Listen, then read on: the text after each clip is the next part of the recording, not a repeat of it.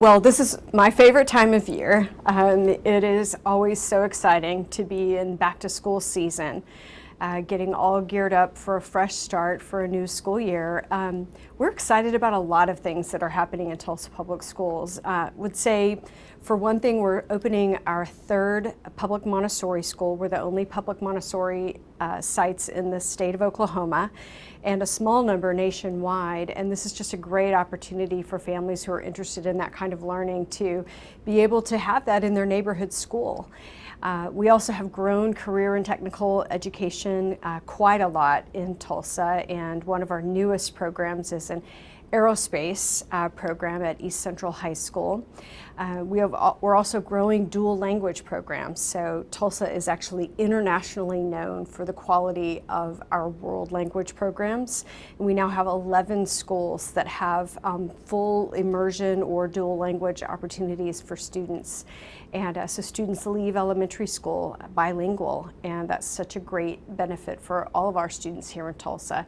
So there are just so many great things happening, and we're fired up for another year.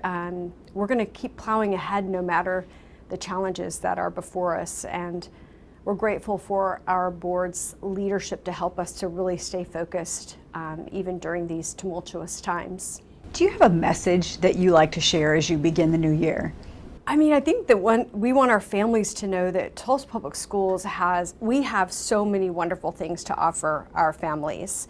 And we want to partner closely with our families for their child's success. And so I would say we want to have our kids at school every day, ready to learn. We want them reading when on their free time when they're little, to have families reading to them. That's the biggest predictor of a student's success in school at any age, is that reading outside of school time.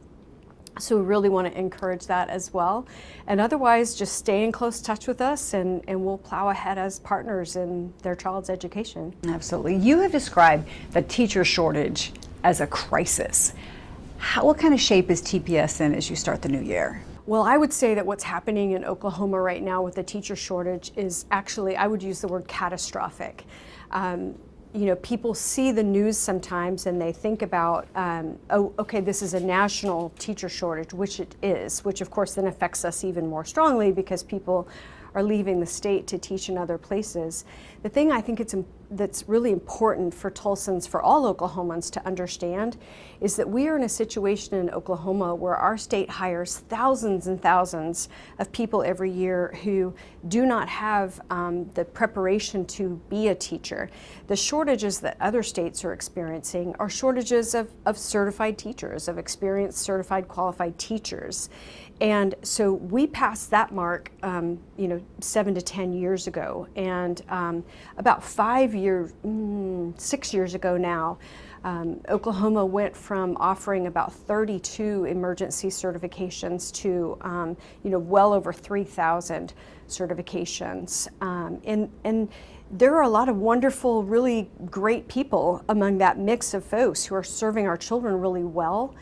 The challenge is that when you have a whole lot of people in a school system in Oklahoma where they don't have the background, then there aren't even enough folks to rely upon one another. And so it has grown over the years increasingly more difficult for us to keep our schools staffed up effectively. Another example that I would give is that in Oklahoma right now, we are seeing statewide retirements at double the number of people who are coming out of our preparation programs from our colleges who have studied to be a teacher. And that's just retirees. That's not even counting the people who leave the state to work elsewhere or who decide to find a different job or something along those lines. What do you think needs to be done to fix this? What does the legislature, the governor, state leaders, boards, what needs to be done? Well, I think the first thing that I would say needs to be done that is something that could be done very, very quickly is to provide our teachers, our educators, all the people who serve our schools in support roles and others with respect and appreciation.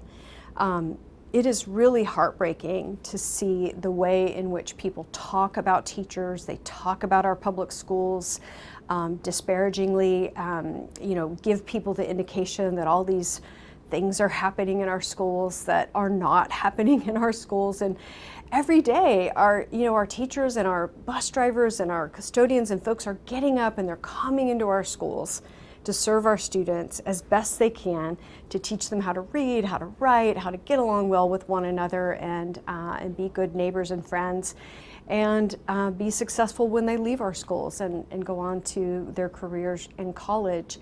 And so I think the first thing I would say would be that respect and appreciation. We absolutely have to get to a place where we are competitive at minimum with the region, with the states that are contiguous to Oklahoma. And that is in terms of teacher salaries, but also on a per pupil basis, what we invest in our public schools. Because it's not just the salary and paying all of our team members a livable wage, a professional wage. It's also the conditions and having enough teachers so the class sizes are reasonable, that you have enough adults in the building to help when students need extra assistance and things like that. So it's not just the salaries, it's also the overall investment in public education. And so I think, it's not that huge of a difference actually, but the difference that it makes to our schools is tremendous. What about adjunct teachers? Now we have this law in place that eliminates the barriers to adjunct teachers. So these are people who have experience in a field, but they're not trained specifically to be educators. What are your thoughts on that? And will we be seeing them in Tulsa Public Schools? I definitely think there's a place for people who have something to offer our students, particularly in an adjunct kind of way. I think what we have to be really careful about is making sure that we're not lowering standards because we're not willing to invest in our schools. And so if we're being more flexible with the adults that we have coming in and what they have to contribute, whether it's a really strong professional background or a career of experience that they have to offer, those are great things and those are really good reasons to have folks come in, as long as we have also the folks who really have that child development, early childhood learning, youth development, that pedagogical knowledge as well, which are the things that you get through more formal programs. So it really needs to be a mix, and it needs to be done to give schools and school districts flexibility, not as a sort of Band-Aid to avoid doing what we need to do, which is to treat our educators as the professionals they are. During the pandemic, you chose to close public schools. Looking back, it was not a popular decision, but you felt it was a necessary one. Looking back, would you handle that any differently? Well, I think what's important for everyone to do is to look back and to remember what we knew at what time and to understand what was happening. So in the summer of 2020, every medical professional nationally and across Oklahoma said it is not safe to bring students back in large groups. It would be a super spreader event if we did that. And that was everyone from the Tulsa health folks, and I don't mean just our health department director, I mean the folks from our hospitals, our Oklahoma Pediatrics Association, the Oklahoma Association of Family Physicians, the National Pediatrics Association. Everyone gave us that advice. And because we have a lot of vulnerable people, and that includes among our children who fell into categories that made them more vulnerable to the illness and what could have happened, we took that advice. Once we knew in the fall of 2020, once we knew that actually, in fact, schools did not end up being super spreader locations, we began bringing our students back into our schools that fall. And then there was a surge and we put a pause on that and then brought them back early at the start of that year.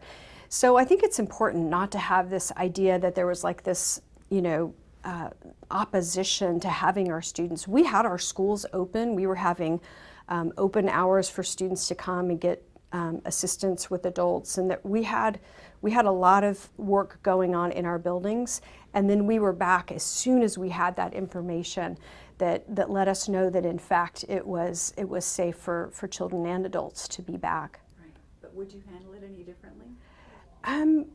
Well, no, not based on what we knew at the time. I mean, so I guess what I would say to people is that the position we were in, and it wasn't just my decision, it was the Tulsa Board of Education and I, that we would have said that the choice that we would have had at that time, based on what we knew at that time, we would have said to the local hospitals, the Tulsa Health Department, the Pediatrics Association of Oklahoma, the Family Physicians Association of Oklahoma, the National Pediatrics Association, and every other medical professional, infectious disease specialists who we had on a task force.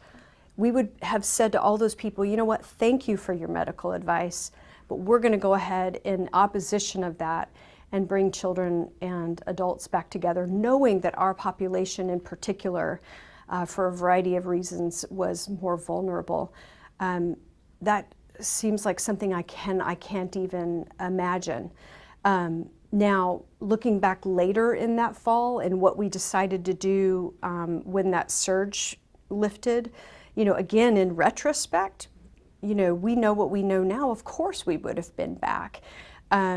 But again, I have to try to remember what we knew at that time. And there weren't vaccinations, and we have a lot of really vulnerable people. Our bus drivers, all of our folks that were engaging with students were really vulnerable. And we lost a lot of folks. We lost a principal. We lost some of our team members in various roles, including teachers, children, parents, family members. We do have a more vulnerable population, and I think that was important too.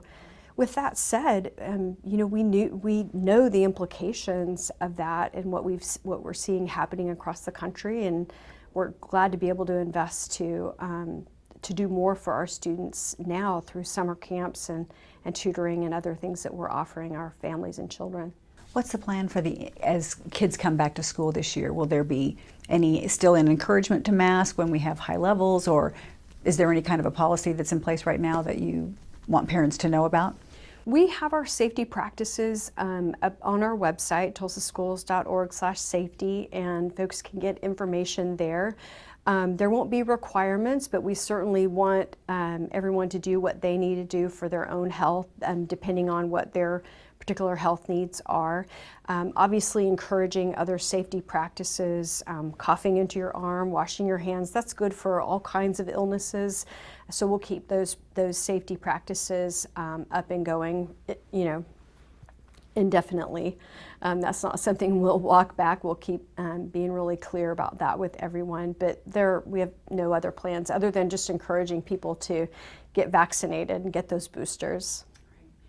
You're also starting the school year. I talked with a parent the other day, and they said, what does accreditation with warning mean? What does that mean for our students, for the schools? What will have to be done to change that? Well, right now it doesn't have any direct implication on us. What it does mean is that because it's a graduated set of steps, and because the state board chose to skip some steps, for a violation that, to be very clear, we are completely confident we did not meet. It was absolutely unearned and motivated by other factors. But nonetheless, what that means is that if someone determines that we have made some kind of a violation, that we are now graduated up those steps and closer to the moment where there could be implications on the district that include like financial implications. Okay. So you say motivated by other factors. I have to tell you, you've taken a great deal of heat from the governor and another education leader in the state recently. I can't remember a time in my career when I've seen education so politicized. What are your thoughts on that? It is heartbreaking to me as a child of the city, as an Oklahoman, as someone who loves this city and this state to know that our governor, the person who's elected to lead our state, has been for more than 2 years now actively and aggressively and consistently attacking the largest school district in the state and our city, a city that he's from the area. How it helps a state leader to disparage the largest school district is baffling. I don't understand it. And I definitely have stood up for our district, and that seems to have caused more reaction. I don't understand. The accusations that get leveled at the district are almost always untrue or hugely exaggerated, and it's upsetting. It's upsetting to people. It gives people, it pains people, and the ones who see and know the whole story feel confused and disappointed in the governor, and those who don't may draw conclusions about the district that aren't accurate. And that's really disappointing, and it does not help Oklahoma, and I think that's what's the most unfortunate thing about it. I think your response was something along the lines of, let's get back to work, let's focus on the kids. Yeah, and we've started saying that every time we have to respond to another accusation that's been leveled at us. We've started saying that every time. Knock it off. We have to focus. We have to stay focused. The situation that districts are dealing with in Oklahoma right now, because of a lack of investment in public education, because specifically a lack of investment in the students who are the most vulnerable, students who are whose families qualify for free and reduced lunch, students who are English language learners, and students with special needs are particularly being left behind by the state of Oklahoma and Governor Stitt right now, and I hope that will turn around. But when you fail to invest and fail to support, and then you blame the very folks, the teachers and the folks that are, in spite of all of that, doing the work anyway, it feels like there's something else at play. And it certainly feels like there's some kind of political effort going on that I just don't, quite frankly, fully understand. Let's also talk about books, because we've recently had a controversy involving 2 books on Tulsa public school shelves. What was your immediate response when you saw the social media that was going out on this and you realized these are 2 books on our shelves that are going to be upsetting to parents? Well, the first thing we did was to pull the books from, it was a handful of libraries in the district. We have about 1 million books on our shelves, and we're going to institute the process that we use anytime someone has a concern about a book. So as soon as we get back in school, we'll have a committee of parents and teachers who will read and review and make a final determination about books, just like we do anytime. We're going to use the same process we always use. I think what's really unfortunate about it is that the very people who claimed to be concerned about this because they were concerned about students being exposed to the image were blasting the image all over social media, resulting in thousands and thousands of children and teenagers and adults seeing these images when only a handful had ever even checked out the books. I mean, less than a dozen had ever even checked out the books, and could have been resolved with a phone call to say, hey, heard about these books, I think you ought to take a look at these. We could have pulled the books and carried out the process like we would normally do if we hear from a parent. So it makes you wonder if the concern really was whether the images were being seen, or if the concern was more about continuing to cast disparaging messages about Tulsa Public Schools, because we aren't the only school district that has those particular books, and we're not the only libraries. These are very popular young adult books. That doesn't mean that they should be in school libraries, but they were there because our librarians purchase books in big bundles that come based on reviews that are done by various school library association folks from across the country. And so it happens. They can't read every book in their libraries because they're buying hundreds and hundreds of them at a time. And so it's just not possible. So it happens, and we handled it just like we handle all of these situations. But do you wonder if they should be checking each book before it goes on, especially with one that was these two particular books? There were images that were upsetting. One parent I spoke with said, "How in the world did this land there? I don't understand the process." Is that going to change? Are you asking me whether we're going to read every book before we put them on the library shelves? Probably not, because we don't have the ability to read every library book before we put it on the shelf. I'm confident that our librarians do their very best to review books. I actually bought both of these books and brought them home because I wanted to read them myself. I had a family member flip through it and said, "I don't see anything, I don't see anything." Flip through it, flip through it, flip through it, and I had to search and find and show. So even if someone had flipped through, they may not have seen what was problematic about the books, which we, of course, now have seen since they were shared all over the place. But if someone who knew that the images were there had indicated a concern, and no parent had ever raised a concern with us about them, or we would have already instituted the process. So are we going to take care, just like we always do with books and materials? Absolutely. And then we're also going to continue following our process for reviewing books that are available to our students. All right. And then the last of the controversies that we'll touch before we go into this, the governor calling for a special audit. Where is that coming from? And I know he said that there were 2 board members who came to him and said, "We need to do this." What kind of resources is it going to take for this to be done? Will this be helpful? What's happening next with that? Yes, so the governor has requested of the state auditor for a special investigative audit of the district, and that comes at the cost of the district. We don't know yet what the cost of that audit will be because we don't yet know the scope of the audit. It could be hundreds of thousands of dollars. We don't know yet, and certainly we'll work very closely with the state auditor and her team and do whatever we need to do to make all of our information available to them. I am confident in, because of our district's long-standing financial practices, that we have strong rules and policies and practices in place to manage and be good stewards of taxpayer dollars.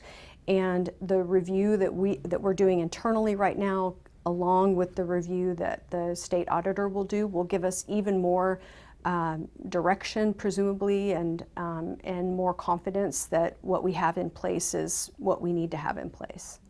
Do you feel like you're entering the year with the resources that you need to run the district, to pay the teachers, to get things done that really need to get done right now? Well, there are a couple reasons why we have what we need in order to start school. One is that we do manage our resources very, very carefully, and we have a strong chief financial officer, and we have a finance committee of our board, and we take very careful. We carefully manage the resources that are made available to the district. The other reason is that we still have some of the resources available from the federal dollars that came to us for COVID recovery, and that has helped us to be able to get by in the last couple of years with all of the added expenses as well as the needs that we have as a school system, and that's particularly true, of course, in Oklahoma. Generally speaking, though, there's no school in Oklahoma that is funded adequately. We managed to get by because all my colleagues and I all across the state are doing all we can, and every year doing more with less in Oklahoma, and it's harder for districts like ours for a few different reasons.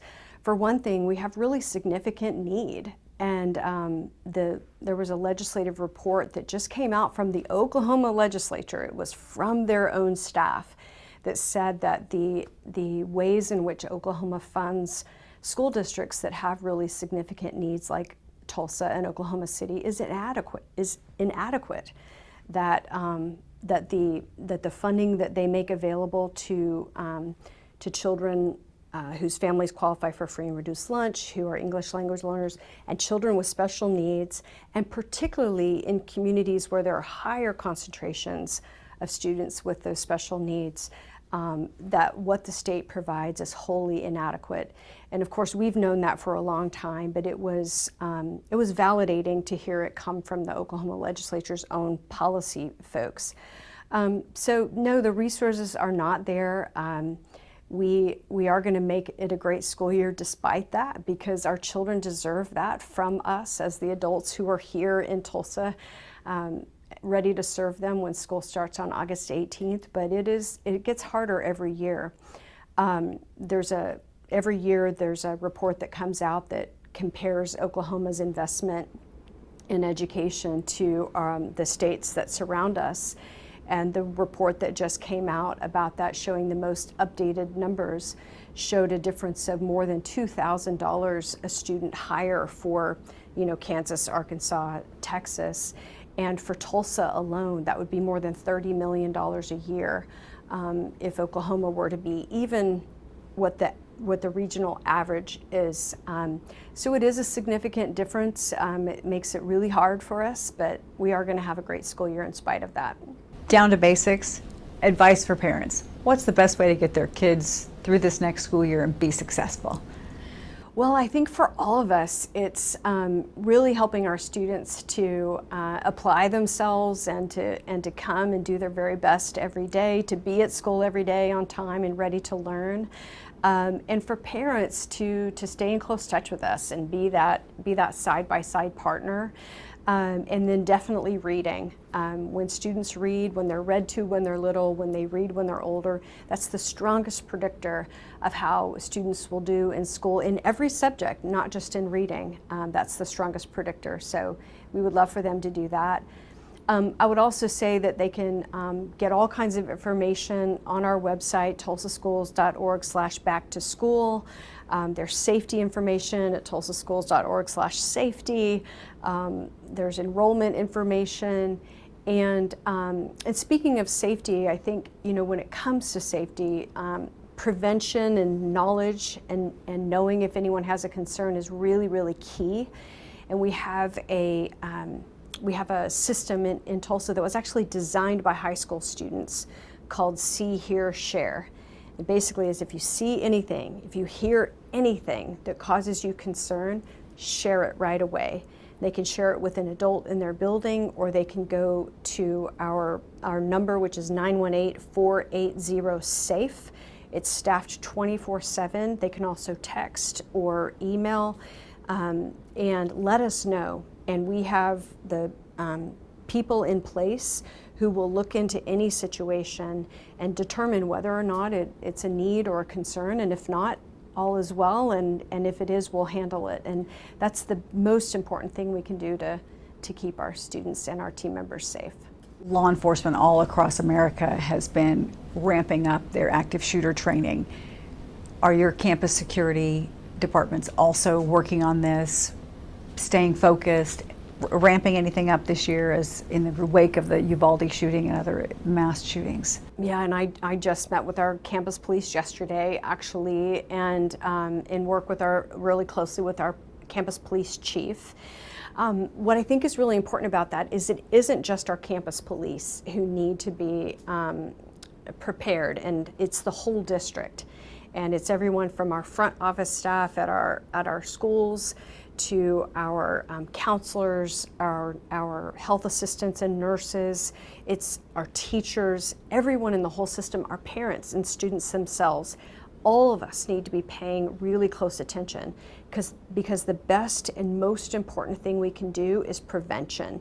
And that's why that See, Hear, Share phone number and texting and emailing is so important, to let us know if they ever feel uncomfortable or wondering about or worried about a student or an adult, they need to let us know so that we can dive into it. But yes, we're actually part of a national cohort of districts across the country that are working collaboratively with the best safety experts in the field who have done deep research on various events that have happened and taken all the lessons learned and compiled them into one. And so we have a lot of help in doing what we need to do our very best to keep everyone safe. And last one, on your TPS website, you're quoted as saying, "I believe my purpose in this world is to serve teachers, children, and families." There has been so much that you've gone through as a leader in these last couple of years with the pandemic, the controversies, the political attacks. Do you still feel that way? Absolutely. Absolutely. I have on my desk actually the project I did when I was in middle school right here in Tulsa Public Schools called My Career as a Preschool Teacher. And I studied early childhood education at the University of Oklahoma. I have come home and been home now for a number of years. I'm the longest serving superintendent in more than 30 years. And I do that because I believe in the people in Tulsa. I believe first and foremost in our children and what they're capable of and what they need and deserve to be happy every day and also to grow up and be successful. And I believe in the people around them, and that includes their parents and families, and includes the amazing educators and all the people on our team who make our schools and our school district function. I see what they do in spite of the challenges that are put in front of them, and they keep at it every single day. And if they can do it, then I certainly can do it. And I feel very grateful and deeply fortunate to be able to continue doing this work.